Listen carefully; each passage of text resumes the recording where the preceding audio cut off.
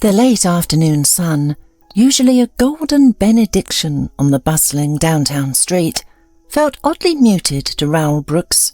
He pulled his dark blue luxury sedan to a smooth stop in front of Radiant Gems, the city's most exclusive boutique jeweller, and leaned over to press a tender kiss to his companion's temple. "Just a moment, my love. I'll be right back." Vivian, a vision in a shimmering silk blouse and tailored trousers, narrowed her perfectly arched eyebrows, a hint of playful impatience in her eyes. "You're not leaving me out here for long, are you, darling?" Raul chuckled, a low, reassuring sound. "Never, my dear. Just picking up the order. I'll be as swift as a summer breeze." He squeezed her hand, then ascended the polished granite steps, the weight of anticipation a pleasant hum beneath his ribs. Inside, the hushed elegance of Radiant Gems enveloped him. The manager, a man with silver hair and an air of discreet importance, already awaited him. With a flourish, he opened a velvet-lined box, revealing a breathtaking engagement ring. A single flawless diamond, cradled in a delicate rose-gold setting, shimmered under the spotlights, catching every available ray of light. "Everything to your satisfaction, Mr. Brooks?" the manager inquired, his voice a smooth murmur. "Yes, thank you. It's precisely as I envisioned," Raul replied, his voice thick with admiration. He carefully tucked the precious box into the inner pocket of his bespoke blazer, feeling the cool, hard edges against his chest. As he turned to leave, a prickling sensation, like a feather-light touch, made him pause. He spun around. Near the grand, arched entrance, a slender, pale, teenage girl stood, clutching a mop and bucket, her simple, dark uniform apron a stark contrast to the salon's glittering displays. Her eyes, wide and unblinking, were fixed on him, a gaze so intense it almost felt accusatory. Raul raised an eyebrow in surprise, a faint frown creasing his forehead, and began to walk towards the exit. He was almost out onto the cool marble portico when a small, surprisingly clear voice drifted after him. "Is that ring for Vivian?" Raul stopped, turning slowly. "Are you speaking to me?" "Yes, you," the girl affirmed, her voice steady, though her hands tightened around the mop handle. "You just took the most expensive ring, and she has already gotten one just like it." "What nonsense is this?" Raul muttered, annoyance colouring his tone. This was absurd. "Who are you, child?" "I'm working in my mother's place today. She's not well." The girl's voice was quiet, almost a whisper, as she lowered her gaze and began to methodically wipe down the marble tiles of the portico. Raul hesitated, a strange disquiet settling over him. He waved a dismissive hand, trying to shake off the unsettling encounter, and continued towards his car. But the girl's words clung to him like burrs, refusing to be dislodged. How could she possibly know the ring was for Vivian? And how could they even be acquainted? The girl was clearly from a struggling family, a world away from Vivian, a celebrated lifestyle blogger and socialite. Questions swarmed in his mind, a buzzing hive of doubt that overshadowed the romantic moment he had meticulously planned. He'd envisioned taking Vivian to the elegant rooftop restaurant, presenting the ring under the soft glow of city lights, and asking her to be his wife. But these nagging thoughts, these seeds of suspicion, had somehow stolen all desire to do it tonight. A profound weariness settled over him. He sank into the driver's seat, the plush leather offering little comfort. "Vivian," he said, his voice flat, "I'm feeling terribly unwell. Let me take you home. We can go to the restaurant another time." Vivian's delicate eyebrows arched and her lips, painted a perfect rose, formed a pout. "Another time? Are you trying to get rid of me, Raul? Just say it if you don't want to see me anymore." Raul frowned, a deeper, more genuine crease this time, He hated disappointing Vivian, hated the thought of dimming her sparkle, but he couldn't propose in this dark cloud of unease. He wanted to peel away from the curb, to escape the lingering questions, but he held himself in check. "I'm not a boy, Vivian, afraid to speak my mind. Please, let's just do this." He pulled out of the parking lot and headed towards the city centre, towards the chic boutique hotel where Vivian was staying. She had come to visit her elderly grandmother, she had said, but couldn't bear the musty old house smell of her quaint, older home, so she'd booked a hotel suite instead. At least, that's what Vivian had told him, and Raul had no reason to doubt her. He dropped her off at the hotel entrance, watched her disappear into the elegant lobby, and then, with a decisive turn of the wheel, he changed direction. His thoughts had circled back to the cleaning girl, her unsettling words. He had to know. He had to understand how she knew Vivian. Pulling up to Radiant Gems again, Raul saw the girl already descending the granite steps, a canvas tote bag slung over her shoulder. He almost leaped from his car, ready to bombard her with questions, but then decided to simply follow. The girl headed towards an older, quiet neighbourhood, a charming labyrinth of modest single-storey homes. Raul drove slightly behind her, keeping a discreet distance. On one of the tree-lined streets, she pushed open a picket gate and walked into a small, well-kept yard. Raul stopped his car, got out, and approached cautiously, hiding behind a sprawling jasmine bush, its white blossoms releasing a sweet, heady fragrance into the evening air. "Mum, I'm home," the girl called out, stepping through the wide open front door of the house. "How are you feeling? Any better?" Raul strained to listen, but from the woman's muffled reply, he could only make out a single word. "Stuffy." "And guess what, Mum? I saw Vivian again today, and with a different man. Can you believe it? She was in his car, and he bought her a ring. Mum, a really expensive one, I think. Just like the one Gideon gave her." Raoul's heart seized in his chest, a cold, sharp pang. Gideon? Could Vivian really have someone else? No. He had to knock. He had to find out. He was about to propose, and his fiancée, it seemed, was playing a dishonest game. He and Vivian had met at a local art gallery opening, an unexpectedly crowded event in their charming smaller town. Vivian had stood thoughtfully before a vibrant, abstract painting, seemingly lost in contemplation, examining every brushstroke. "I would never have imagined such talent could exist in a place like this," she'd murmured, her eyes flicking, almost imperceptibly, towards Raul. "Pardon me?" he had asked, surprised. "Were you speaking to me?" "Oh," she feigned embarrassment, a delicate blush rising on her cheeks. "Oh, I apologize. I didn't mean to offend your lovely town. It's just, the artist clearly possesses such exquisite taste and a profound sense of style. I think I'd even buy this painting, if the artist were willing." Raul had been taken aback. He had been captivated by her from that very first glance. She was unlike anyone he had ever met in their provincial town, where a local art exhibition was practically the most significant event of the year. She exuded an unusual, almost ethereal sophistication. Had she not spoken to him first, he might never have dared to approach such a beautiful, seemingly unattainable creature. Raul, a man who had built a successful chain of quick-bite cafes from scratch, never considered himself poor or unworthy, yet he'd always felt a peculiar shyness when it came to women, even though all his friends and business partners were long since settled into family life. With Vivian, despite her sophisticated air and her origins from a bustling metropolis like New York City, he had felt an unexpected ease. He had found himself suddenly confident, talkative, even playfully witty, showering his new acquaintance with compliments. Vivian, with her dazzling smile, had laughed, playfully batting away his flattery. "Oh, stop it, Raul. I'm not nearly as wonderful as you imagine."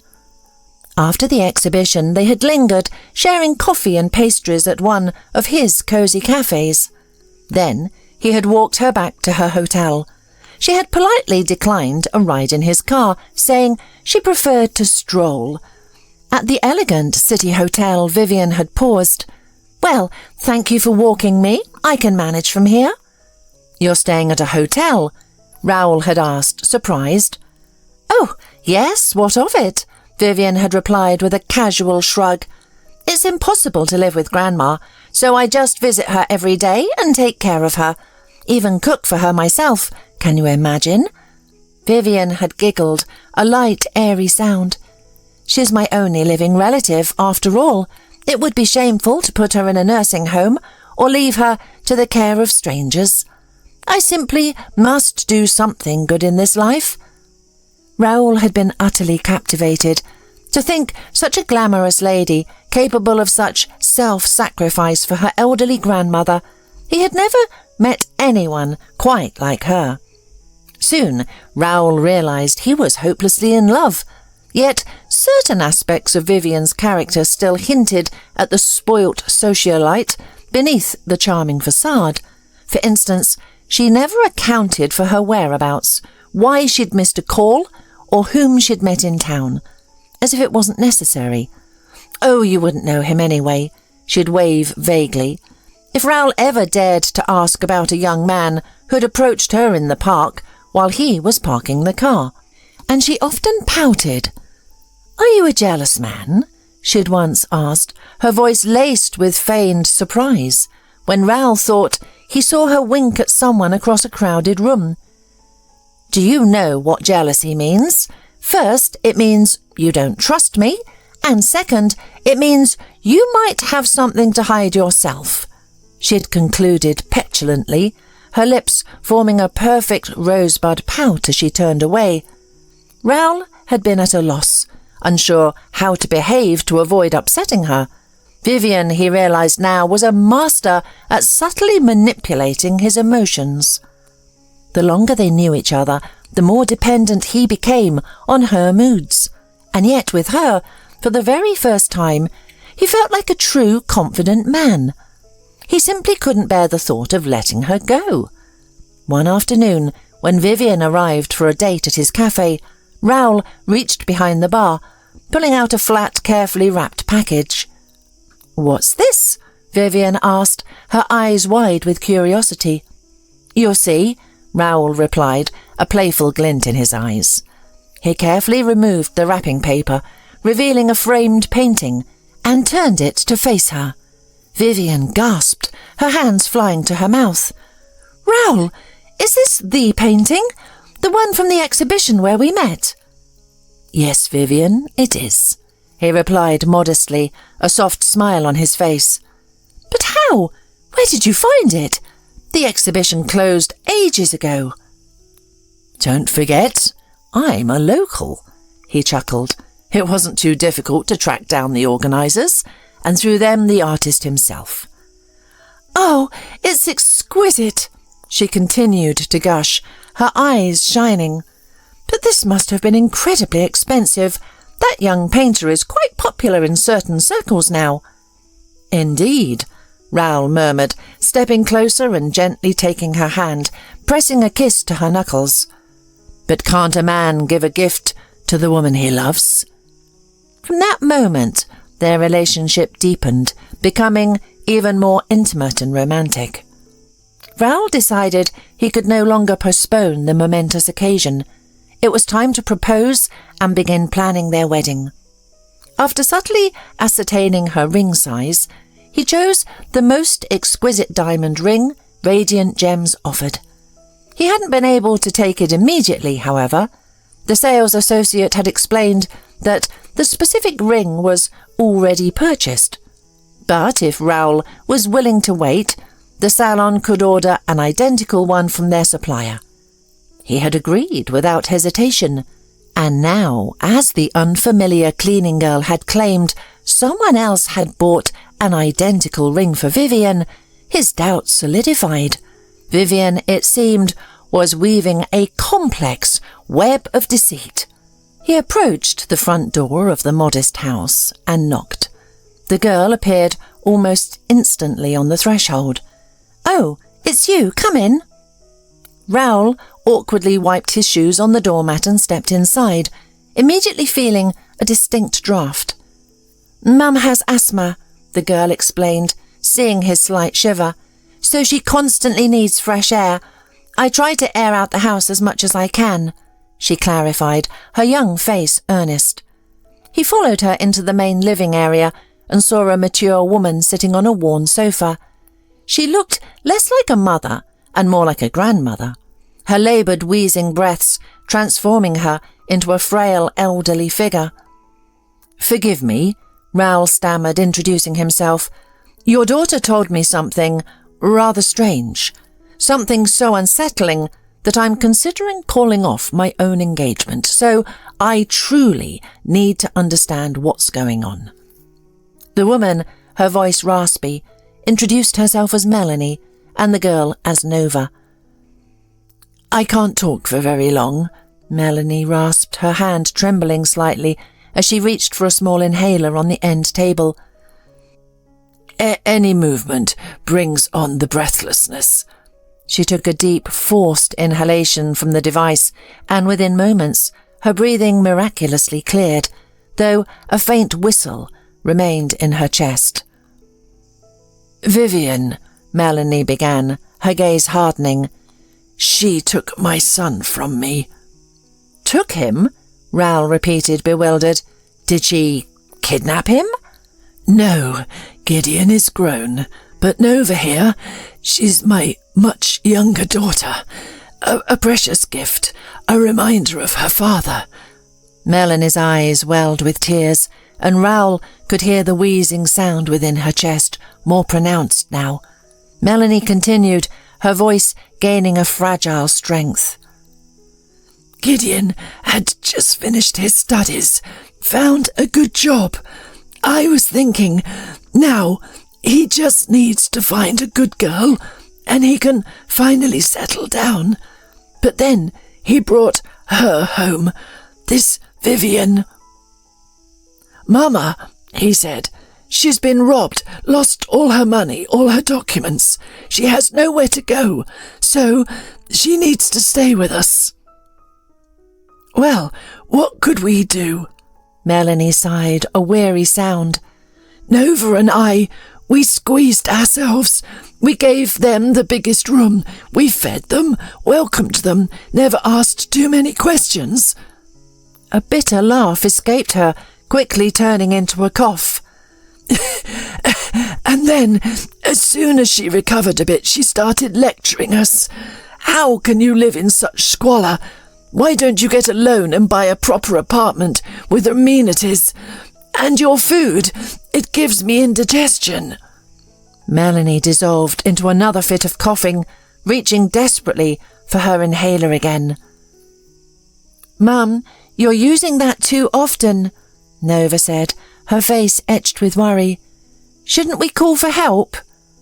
No, Melanie protested, waving a frail hand, her eyes wide with fear. "What if they take me to the hospital? How will you manage alone? Who will work?" "And you, in this state, plan to work?" Raul interjected, stepping forward. "Melanie, forgive my bluntness, but I agree with Nova. A friend of mine also has asthma. I know you shouldn't use that inhaler so frequently, and you can't even go 15 minutes without it. This seems very serious." Melanie broke down in tears, her sobs turning into gasps for air. Raul immediately pulled out his phone and dialed emergency services. Nova, her movements swift and efficient, began gathering her mother's meagre belongings into a plaid duffel bag. Melanie, meanwhile, could only draw in shallow, desperate breaths, struggling with each agonizing exhalation.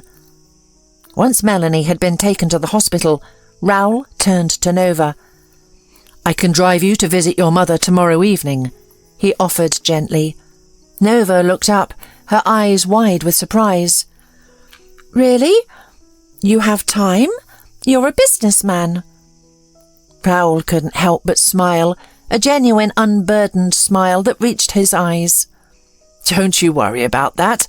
I've given myself a sort of unexpected leave. He paused, his words catching in his throat. I was planning to propose to Vivian, and we'd begin wedding preparations. Oh no, you absolutely cannot marry her, Nova blurted out, her voice rising in distress. She put such a condition on my brother, you know. She told him, buy me the most expensive ring, and then I'll agree to be your wife. So he took out a loan against our house. Can you believe it? And to pay off the debt, he went to work up north somewhere. And then just a week ago, we got the news. There was an accident. Nova's voice cracked, tears finally overflowing. Gideon, he was crushed by a concrete slab. Now he's in the hospital with a broken spine. And Vivian, she took the ring and she won't even go to care for him. And we can't go either. We don't have the money. And now Mum's so sick. Nova dissolved into heartbroken sobs. Raul, his own heart aching with a mixture of shock and profound sadness, gently steered the conversation. And you happen to know where Vivian lives? He asked. Somewhere near the downtown, I think, Nova sniffled. Is that so? Raul mused, recalling Vivian's insistence on the hotel. She told me she was staying at a hotel. Oh, she lies about everything, Nova exclaimed, wiping her eyes with the back of her hand. One day she was robbed, the next she had an inheritance. Then she was the daughter of an oil magnate who was brought to our town by bandits and abandoned. You wouldn't believe all the stories she told my mum, just to get her to agree to let her stay. Well, I'll be, Raul murmured, his voice grim. He said his goodbyes to Nova, his mind reeling, and drove directly to the hotel where Vivian claimed to be staying. As soon as he showed a photo of Vivian on his smartphone to the hotel staff, they recognized her instantly. Oh, that's the strange woman who keeps asking about a letter, a receptionist chimed in. A letter? What letter? Well, she comes to the front desk and asks the administrator if there's a letter for her.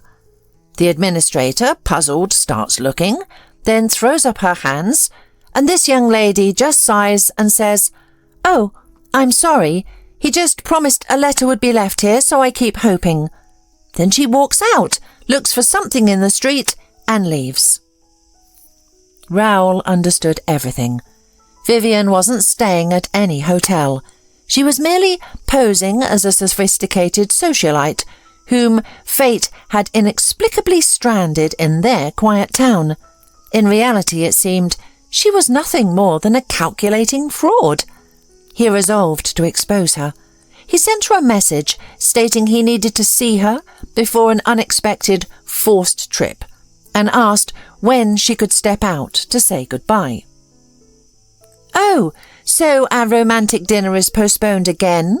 Vivian replied, her voice laced with a familiar whine. What can I do, darling? I have some urgent business to attend to. It won't take more than a week, and then we'll definitely go. So, can I visit you right now? Does it have to be at the hotel? I could just walk to the cafe, Vivian asked with irritation. It's more convenient for me to meet at your hotel, Raul replied, his voice calm, betraying nothing of the turmoil within him. I'll be there in 10 minutes. And he hung up. He arrived at the hotel a full 5 minutes before the appointed time, parking a discreet distance away. From his vantage point, he witnessed a truly fascinating scene unfold. Vivian, seemingly appearing from nowhere, approached the hotel entrance, cast a quick, furtive glance around, and then scurried up the steps. Moments later, his phone buzzed with her message. Darling, I'm just coming out now." Raul, his jaw set, walked towards the hotel. Vivian, emerging with an air of practised nonchalance, extended her hand, her smile bright and unconcerned. "Hi there. You're so punctual," she said. "Honey, I'm just in a bit of a rush. Don't miss me too much while I'm gone, and when I get back, a surprise awaits you." "A pleasant one?" Vivian asked with a smile on her lips. "Why, of course," he said. He offered her a brief, non-committal embrace. "All right, I'm off. Wish me a good journey." "Of course. Happy travels. I hope to see you very soon." "Absolutely," Raul replied, turning towards his car. Vivian remained on the bottom step of the hotel staircase, her palm pressed to her lips. As he glanced back, she blew him a theatrical kiss and waved. Raul drove a few yards, then turned into a side street, leaving his car in an unfamiliar driveway. He then sprinted back towards the hotel. He spotted Vivian walking away from the building, heading towards the public transport stop, and quickened his pace. While she waited for her bus, Raul hailed a taxi and instructed the driver to follow the approaching bus. Throughout the ride, he kept a sharp eye on the passengers disembarking, determined not to lose sight of Vivian. Finally, they entered a sprawling residential district. Vivian stepped off the bus near a community centre. Raul paid the taxi driver and followed her, maintaining a respectable distance.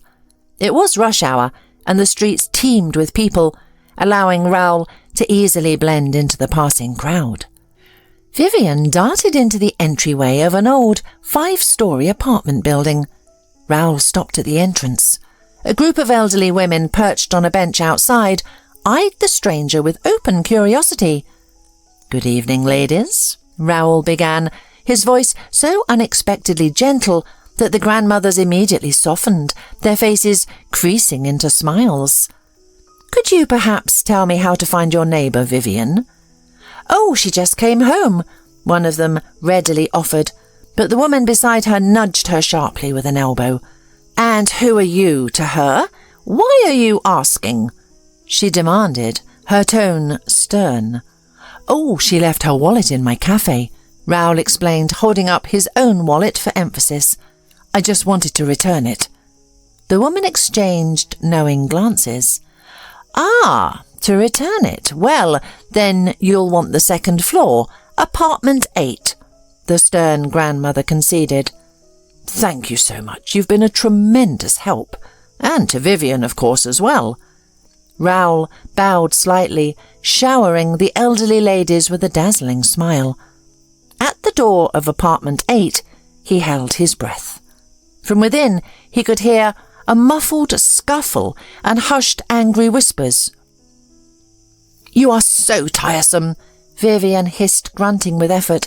She was clearly dragging her grandmother towards the bathroom.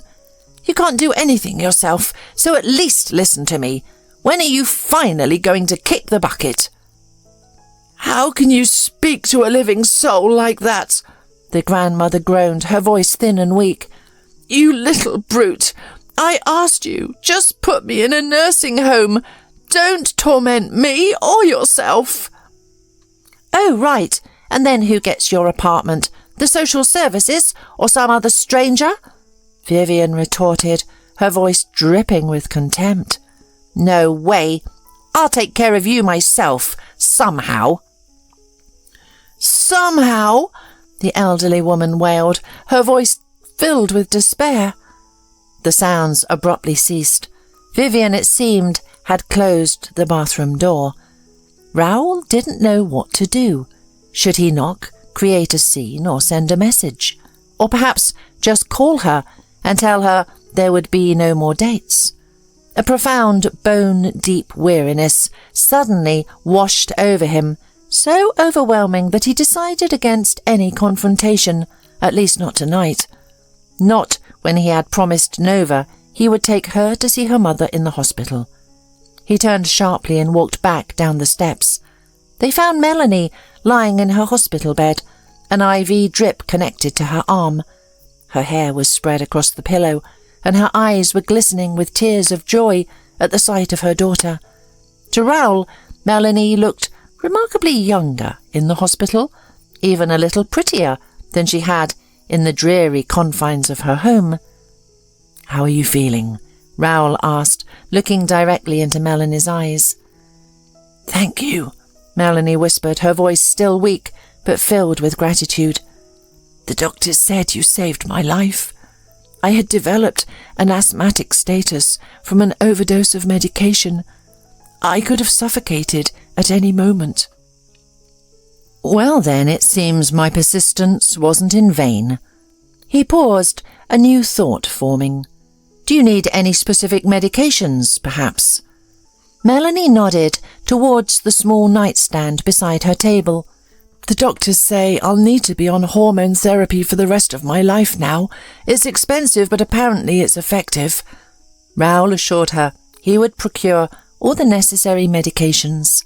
Then he asked, his voice carefully neutral, "Did you know that Vivian lives here in town with her grandmother?" Melanie's eyes widened in surprise.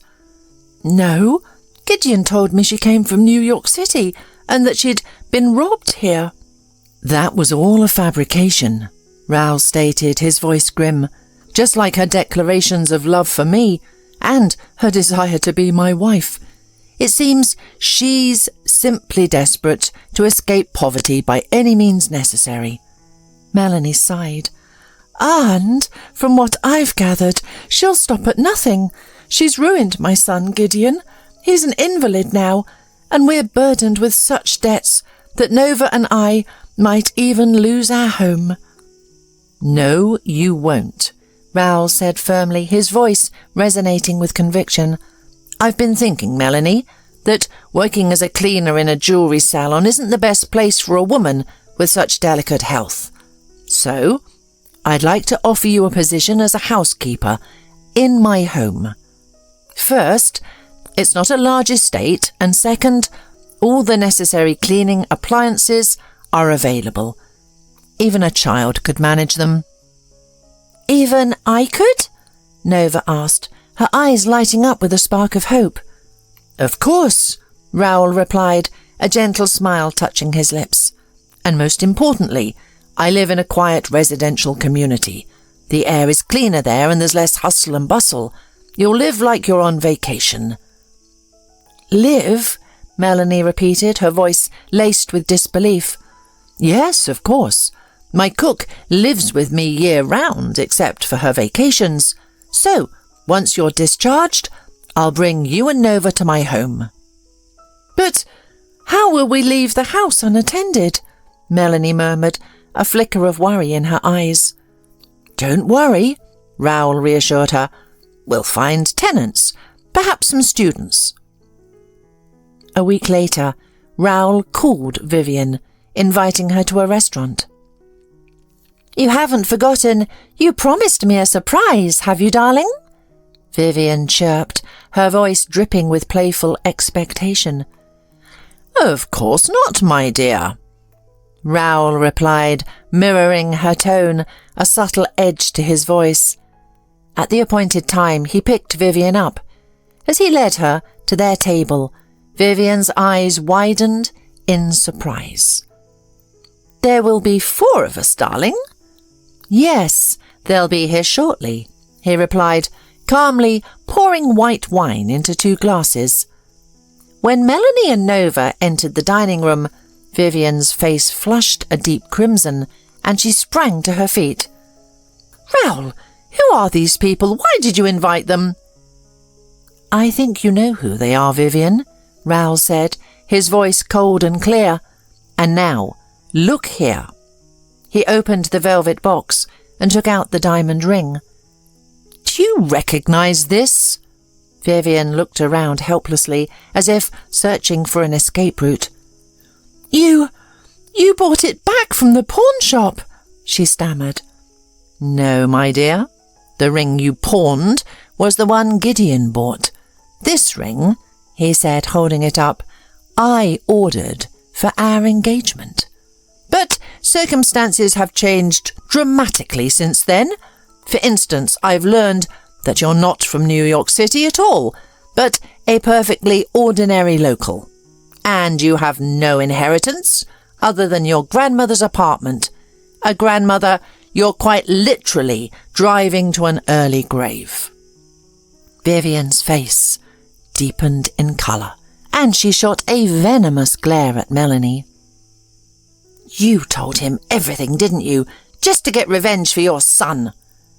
Melanie simply shrugged, her gaze unwavering. Raul calmly replied, No, I followed you myself on the very day I was supposed to leave town. It seems you wanted to get rich at someone else's expense, but I have a different proposition for you. There's a cleaning position opening up at the jewellery salon. I think you'd be quite suitable for that vacancy. And as for your grandmother, she will, after all, be going to a nursing home. There she'll receive proper nutrition and qualified care, something you're clearly incapable of providing. Vivian choked with fury. You scoundrel! Who asked you to meddle in my personal life? I'll deal with my grandmother myself. Understand? You are free to go, Vivian, Raul said, his voice devoid of emotion. I don't regret our meeting. It seems it was a valuable life lesson to me. She snatched a breadstick from the table and hurled it with all her might at Raul, who barely managed to duck. Security guards rushing over quickly escorted Vivian out of the restaurant. Oh, will she do something terrible to her grandmother out of spite? Nova asked, her voice trembling with fear. No, Raul reassured her. I've already arranged for her to be taken to the nursing home precisely when Vivian wouldn't be there. And now, my dear ladies, I propose we celebrate the brilliant failure of Vivian's deceitful plan. He smiled warmly at Nova. If it weren't for you, Nova, she would have certainly ensnared me. Or rather, she would have manipulated me into marriage, and then, it seems, she would have seized all my assets. And what will you do with the ring? Nova asked, her eyes wide with curiosity. Will you return it to the salon? No, why would I? Raul replied, a hopeful glint in his eye. I hope it will still come in handy. He smiled, glancing discreetly at Melanie. After her discharge from the hospital, she had noticeably blossomed. A healthy flush had returned to her cheeks. Her eyes sparkled with the hope that everything in her life would finally turn around. And the elegant evening dress Raul had bought her specifically for this evening made her look utterly captivating.